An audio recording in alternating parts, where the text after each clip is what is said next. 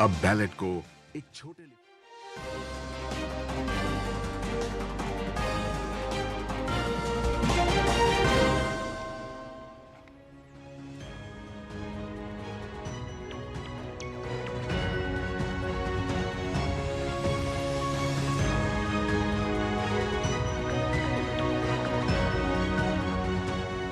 नमस्कार, DD news पर आप सभी का स्वागत है। देश और दुनिया की तमाम खबरों के साथ हम हाजिर हैं। शुरुआत करते हैं हेडलाइंस के साथ। प्रधानमंत्री नरेंद्र मोदी ने राजस्थान के टोंक सवाई माधोपुर की रैली में कांग्रेस पर बोला जोरदार हमला। कहा, अगर आज कांग्रेस की सरकार होती तो जम्मू कश्मीर में हमारे जवानों पर पथराव हो रहा होता, दुश्मन सीमा पर हमारे जवानों के सिर काट कर ले जा रहे होते। लोकसभा चुनाव के दूसरे चरण के लिए चुनाव प्रचार चरम पर। प्रधानमंत्री नरेंद्र मोदी छत्तीसगढ़ में करेंगे चुनावी सभाएं। वहीं गृह मंत्री अमित शाह पश्चिम बंगाल, महाराष्ट्र और कर्नाटक में करेंगे रैली। चुनाव प्रचार में विपक्ष ने भी झोंकी पूरी ताकत। कांग्रेस महासचिव प्रियंका गांधी आज कर्नाटक में भरेंगी हुंकार। सपा प्रमुख अखिलेश यादव और बसपा सुप्रीमो मायावती यूपी के अलीगढ़ में चुनाव प्रचार को देंगे धार। शराब घोटाला मामले में जेल में बंद दिल्ली के मुख्यमंत्री अरविंद केजरीवाल की न्यायिक हिरासत आज हो रही है समाप्त। इसी मामले में के कविता की भी न्यायिक हिरासत का आज अंतिम दिन। अंतर्राष्ट्रीय खबरों में मलेशिया में नेवी के 2 हेलीकॉप्टर टकराए। हादसे में 10 लोगों की मौत। मलेशिया की रॉयल मलेशियाई नेवी के सालाना कार्यक्रम की रिहर्सल के दौरान दोनों मिलिट्री हेलीकॉप्टर आपस में टकरा गए।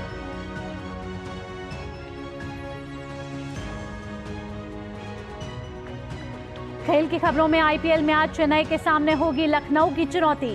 कल खेले गए मैच में राजस्थान ने मुंबई को दी 9 विकेट से करारी शिकस्त।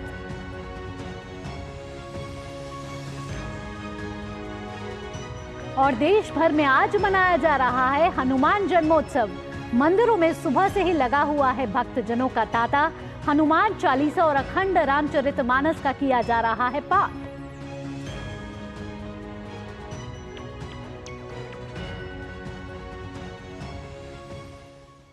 बुलेटिन की शुरुआत करते हैं। सबसे पहले बात करते हैं 24 की चुनौती की।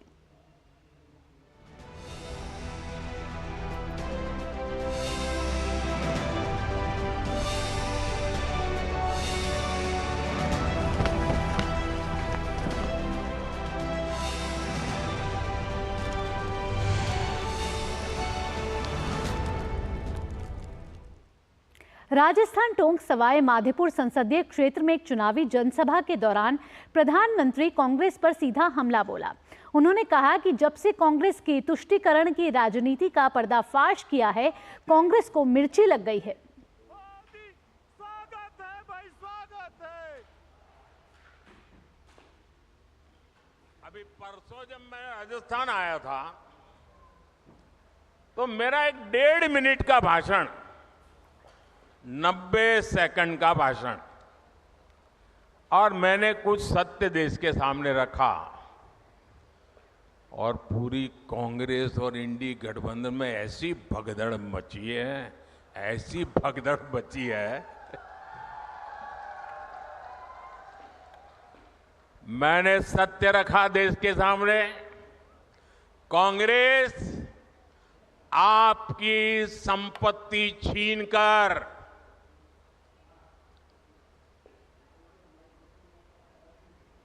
उनके खास लोगों को बांटने की गहरी साजिश रचकर बैठी है। 2-3 दिन पहले मैंने कांग्रेस की इस वोट बैंक की राजनीति, तुष्टीकरण की राजनीति का पर्दाफाश किया था।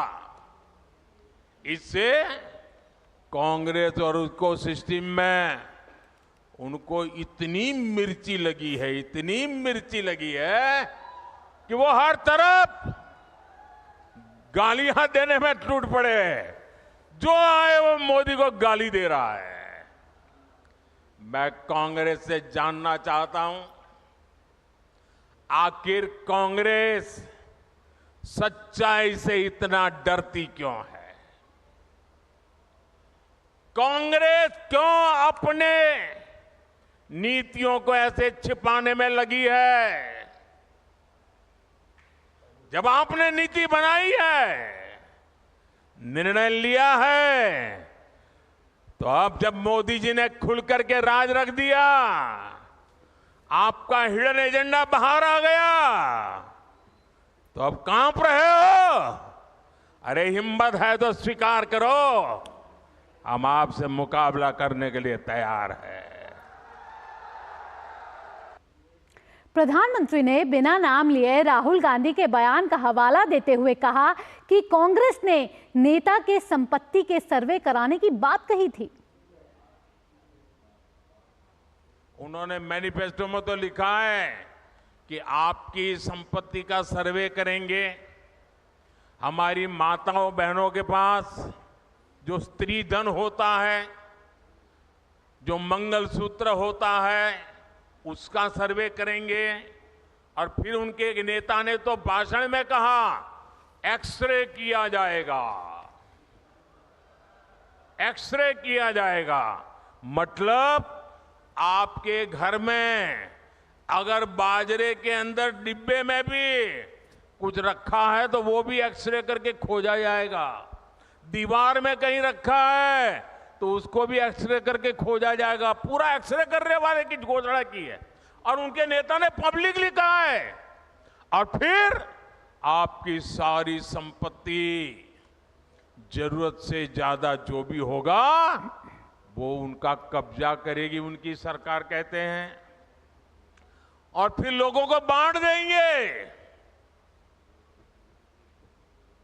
अगर आपके पास 2 घर है, यहां गांव में घर है, और बच्चों के लिए आपने जयपुर जोधपुर में अगर एक छोटा फ्लैट ले लिया है, तो एक्सरे करेंगे कि भाई 2 घर है, एक वापस दो, सरकार को दे दो।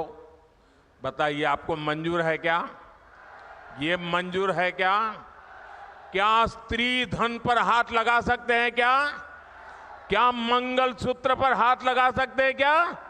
ये पंजे की ये ताकत, भाइयों बहनों,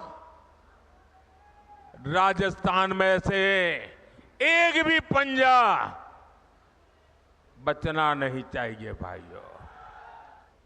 लोकसभा चुनाव के दूसरे चरण के लिए चुनाव प्रचार चरम पर है। सभी दलों ने मतदाताओं को लुभाने में पूरी ताकत झोंक दी है। प्रधानमंत्री नरेंद्र मोदी भी लगातार जनसभाएं कर रहे हैं। आज प्रधानमंत्री नरेंद्र मोदी छत्तीसगढ़ में 2 जनसभाएं करेंगे।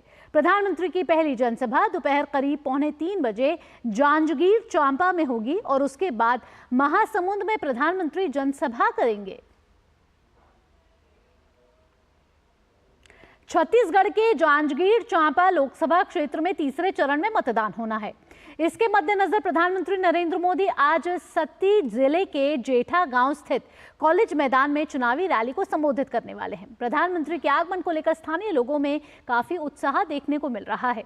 छत्तीसगढ़ के कैबिनेट मंत्री ओपी चौधरी से हमारे संवाददाता सोमेश पटेल ने खास बातचीत की है। आइए आपको सुनवाते हैं।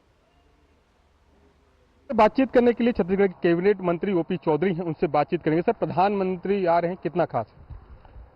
मोदी जी को देश ही नहीं दुनिया भर के सबसे लोकप्रिय नेता मानती है जनता जनार्दन, और मोदी जी लगातार छत्तीसगढ़ आते रहते हैं। छत्तीसगढ़ से उनका नाता बड़ा अटूट है। वो संगठन में थे तब भी छत्तीसगढ़ में लगातार काम करते रहे हैं, और बड़े सौभाग्य की बात है कि शक्ति जैसे छोटे से जगह में देश का इतना लोकप्रिय और ताकतवर प्रधानमंत्री आ रहा है। इस चीज को लेकर के इस क्षेत्र की जनता जनार्दन और हमारे क्षेत्र के कार्यकर्ता बंधु बहुत उत्साहित हैं और सभी उनके आगमन की प्रतीक्षा कर रहे हैं। किन मुद्दों को लेकर आप जनता के बीच आ रहे हैं? मोदी की गारंटी सबसे बड़ी बात, माताओं बहनों के लिए नारी शक्ति वंदन अधिनियम ला करके 33% आरक्षण लोकसभा विधानसभाओं में स्थापित करने जा रहे हैं। पिछले 10 सालों में 25 करोड़ से अधिक लोग गरीबी रेखा से बाहर आए हैं। तो मैं तो कहूँगा कि एक स्पष्ट मजबूत नेतृत्व, सशक्त संगठन, 10 वर्षों का ट्रैक रिकॉर्ड और आने वाले 25 सालों में 25 सालों का विजन, जिससे भारत विकसित राष्ट्र बनेगा 2047 तक। तो जिस पार्टी के पास नेतृत्व है, संगठन है, ट्रैक रिकॉर्ड है और विजन है, उसी को देश की जनता जनार्दन स्वीकार करेगी। यही हमारा एजेंडा है। आखिरी सवाल, छत्तीसगढ़ में कितनी सीट? 11 में 11 सीटें। मोदी जी की यहाँ लहर ही नहीं, सुनामी चल रही है। छत्तीसगढ़ में मोदी की गारंटी भी है, दूसरा राहुल की भी गारंटी छत्तीसगढ़ में कह रहे हैं। कांग्रेस एक दुविधा में फंसी हुई पार्टी है। वो जानती है कि राहुल जब तक है वो कुछ नहीं कर सकते, लेकिन उससे बाहर भी नहीं आ पा रहे हैं। कांग्रेस डूबती नाव है, वो विडंबना में फंसी हुई कांग्रेस है। साफ तौर पर सुन रहे थे, ये कैबिनेट मंत्री ओपी चौधरी थे जो साफ तौर पर कह रहे थे कि प्रधानमंत्री के दौरे को लेकर यहाँ पर बीजेपी कार्यकर्ताओं के साथ आम लोगों में काफी उत्साह है। सोमेश पटेल, डीडी न्यूज, शक्ति। और अब बात विपक्ष की चुनावी रणनीति की। लोकसभा चुनाव 2024 के लिए सभी राजनीतिक दलों ने अपनी पूरी ताकत झोंक रखी है। इसी के तहत कांग्रेस महासचिव प्रियंका गांधी आज कर्नाटक में भी चुनावी सभाएं करेंगी। प्रियंका गांधी कर्नाटक के चित्रदुर्ग लोकसभा निर्वाचन क्षेत्र और बेंगलुरु में चुनावी रैली कर अपने प्रत्याशी के पक्ष में मतदान की अपील करेंगी। वहीं उत्तर प्रदेश से जुड़े 2 दिग्गज नेता अलग अलग क्षेत्रों में चुनावी प्रचार करेंगे। बात करें सपा प्रमुख अखिलेश यादव की, तो वे उत्तर प्रदेश के अलीगढ़ में चुनाव प्रचार को धार देने वाले हैं। तो वहीं बसपा सुप्रीमो मायावती उत्तर प्रदेश के अलीगढ़ और मेरठ में जनसभा को संबोधित करने वाली हैं। वहीं राजद नेता तेजस्वी यादव बिहार के पूर्णिया, कटिहार, भागलपुर और मुंगेर में अपने गठबंधन के पक्ष में चुनाव प्रचार करेंगे। भाजपा के वरिष्ठ नेता और केंद्रीय गृह मंत्री अमित शाह ने आज कहा है कि कांग्रेस को पता है कि वह मोदी जी के सामने विकास के मुद्दे पर चुनाव नहीं लड़ सकती। अमित शाह ने कहा कि ना कांग्रेस सत्ता में आने वाली है और ना ही सीएए रद्द होने वाला है।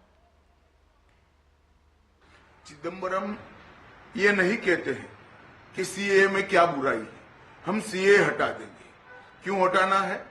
क्योंकि उनको अपनी माइनॉरिटी की पॉलिटिक्स करनी है, माइनॉरिटी वोट बैंक को मजबूत करनी है। भारतीय जनता पार्टी अपने सिद्धांतों पर अटल है।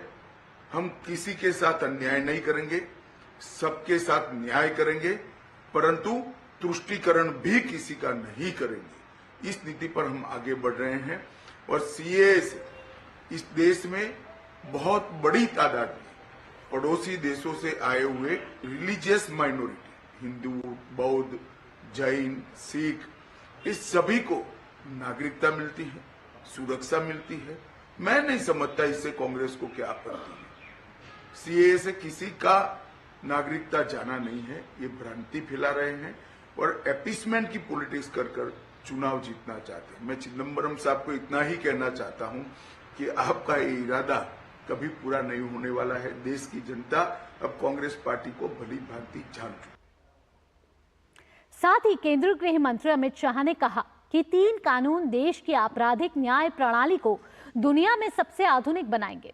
हर नागरिक को कम से कम समय में न्याय पाने का संवैधानिक अधिकार है। ऐसा करने के लिए वे समर्पित हैं। 3 कानून से देश की क्रिमिनल जस्टिस सिस्टम दुनिया में सबसे आधुनिक बनेगी और 3 साल में ज्यादा से ज्यादा हर एक व्यक्ति को न्याय मिलेगा। कांग्रेस नहीं चाहती कि इनके सामने जो करप्शन के मुद्दे हैं, करप्शन के केस हैं, वो कभी भी अंजाम तक पहुंचे। उनको न्याय लंबित हो उसमें इंटरेस्ट है, मगर भारतीय जनता पार्टी की पॉलिसी स्पष्ट है, नरेंद्र मोदी जी की पॉलिसी स्पष्ट है। हर नागरिक का कम से कम समय में न्याय पाने का संवैधानिक अधिकार है, वो देने के लिए हम कटिबद्ध है। कांग्रेस न सत्ता पर आनी है, न इनको ये फैसले करने हैं। बुलेटिन में आगे बढ़ते हैं। भाजपा के राष्ट्रीय अध्यक्ष जेपी नड्डा ने एक्स पर एक पोस्ट में कहा है कि हमें गर्व है कि हमारी सरकार गरीबों के लिए बैंक खाते खोलती है। कांग्रेस ने कभी इसकी चिंता नहीं की क्योंकि उन्हें केवल वोट बैंक और एक राजवंश के बैंक खातों की परवाह थी। केरल ऐसे असंबद्ध तत्व को हरा देगा।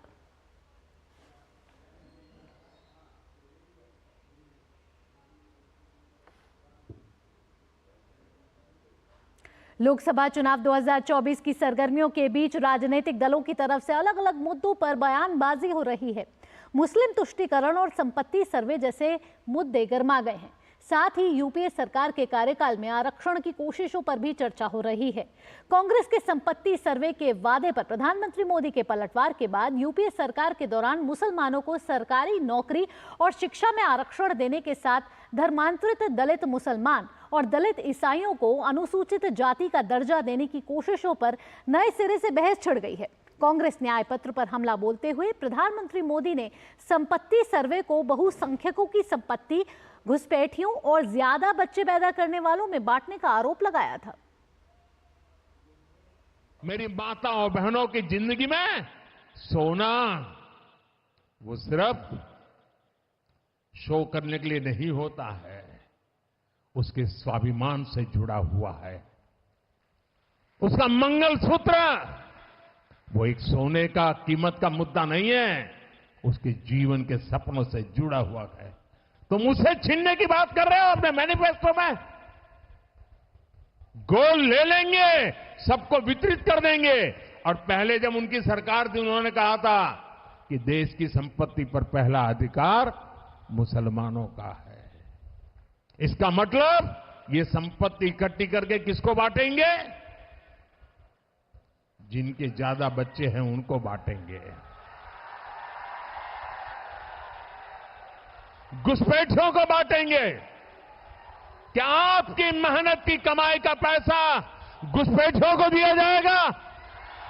आपको मंजूर है ये कांग्रेस का मैनिफेस्टो कह रहा है कि वो माताओं बहनों का सोने का हिसाब करेंगे, उसकी जड़ती करेंगे, जानकारी लेंगे और फिर उस संपत्ति को बांट देंगे।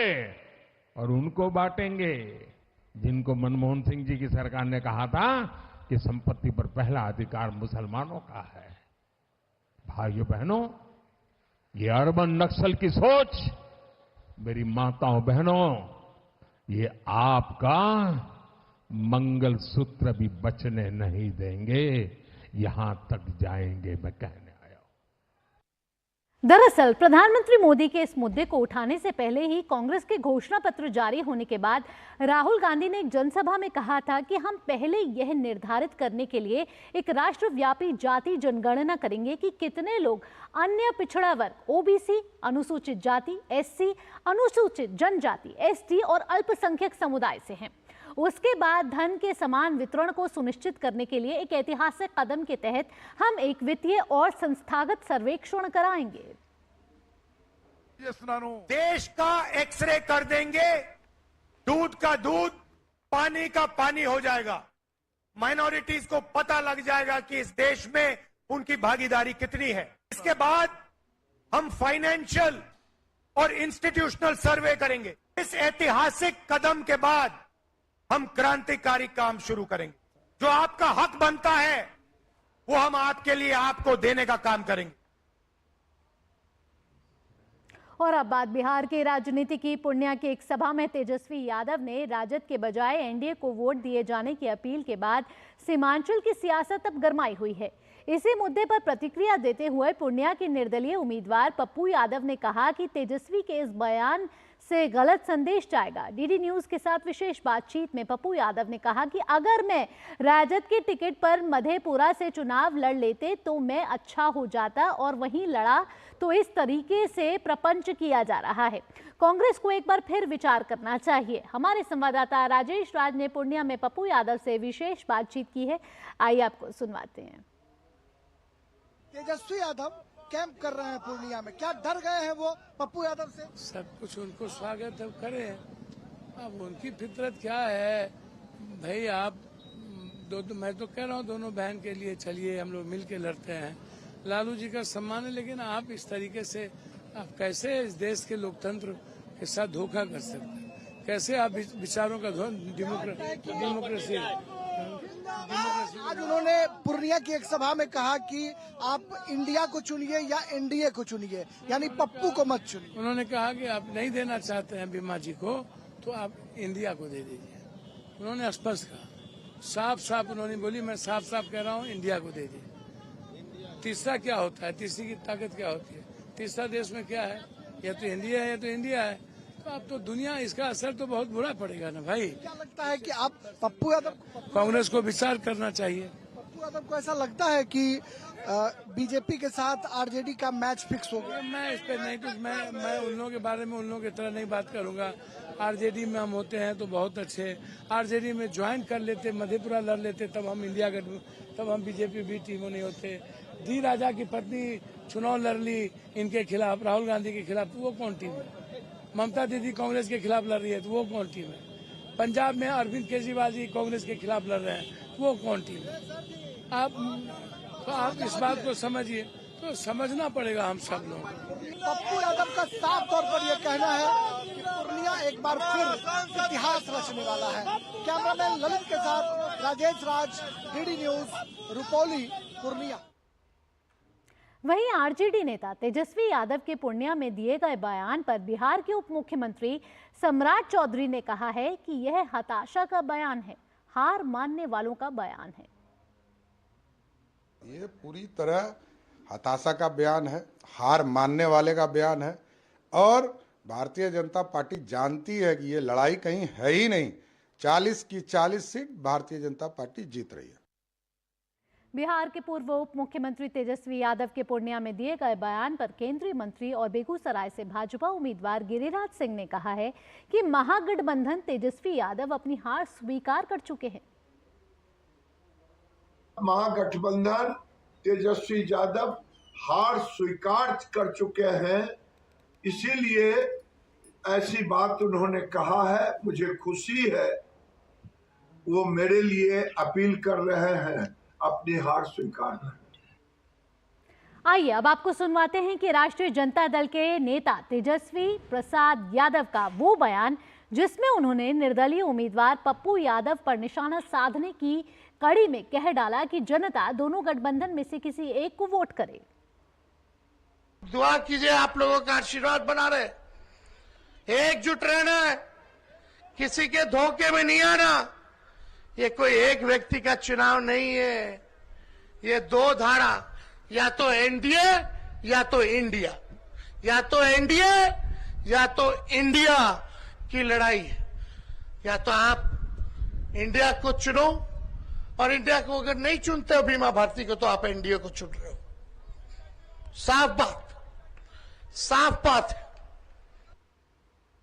कांग्रेस के पूर्व नेता संजय निरुपम ने कांग्रेस पार्टी पर जमकर हमला बोला है।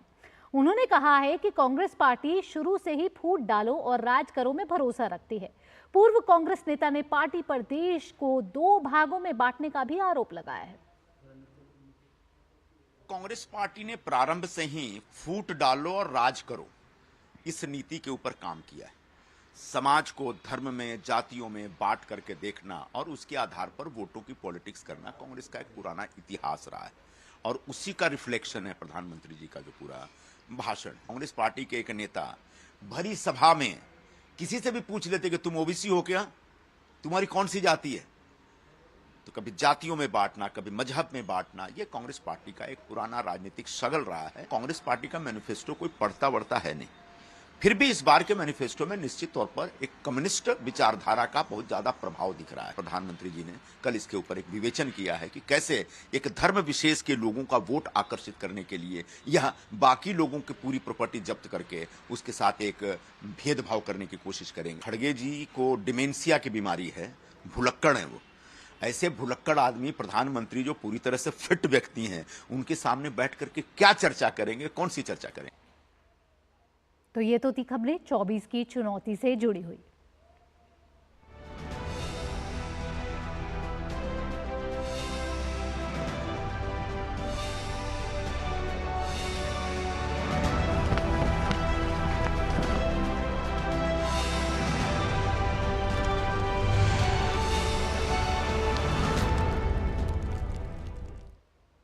आइए अब अन्य महत्वपूर्ण खबरों का रुख कर लेते हैं और अंतर्राष्ट्रीय खबरों पर नजर डालें तो मलेशिया में नेवी के 2 हेलीकॉप्टर की टक्कर हो गई है।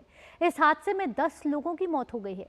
मलेशिया की रॉयल मलेशियाई नेवी के सालाना कार्यक्रम की रिहर्सल के दौरान दोनों मिलिट्री हेलीकॉप्टर आपस में टकरा गए। नेवी की ये रिहर्सल आज लुमुट के रॉयल मलेशियन नेवी स्टेडियम में हो रही थी। इस घटना का वीडियो सोशल मीडिया पर वायरल हो रहा है, जिसमें एक हेलीकॉप्टर की दूसरी हेलीकॉप्टर से टक्कर देखी जा सकती है। आप तस्वीरों के जरिए देख रहे हैं कि ये दोनों हेलीकॉप्टर फेनिक M5026 और HOM M5033 थे।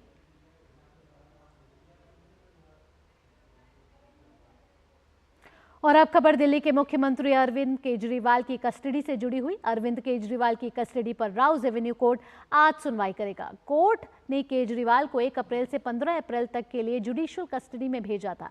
इसके बाद 23 अप्रैल तक उनकी कस्टडी बढ़ा दी गई थी। केजरीवाल शराब घोटाले मामले में तिहाड़ जेल में बंद हैं। आपको बता दें कि उन्हें सुप्रीम कोर्ट से भी राहत नहीं मिली थी।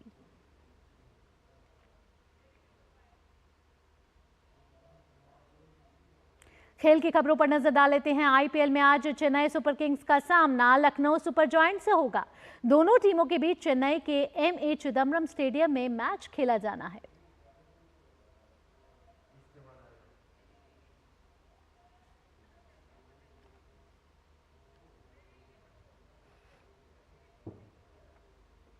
और इसी के साथ इस बुलेटिन में इतना ही। देश और दुनिया की तमाम खबरों के लिए देखते रहिए डीडी न्यूज़, क्योंकि डीडी न्यूज़ ही है भरोसा सच का।